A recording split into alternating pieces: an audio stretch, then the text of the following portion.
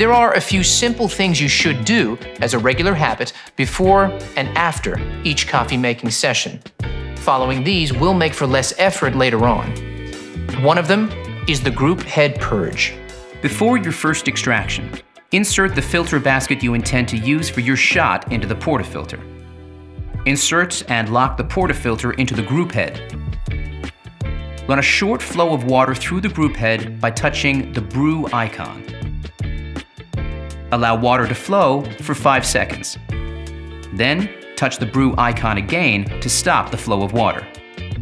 This will purge any ground coffee residue from the group head and stabilize the water temperature prior to extraction.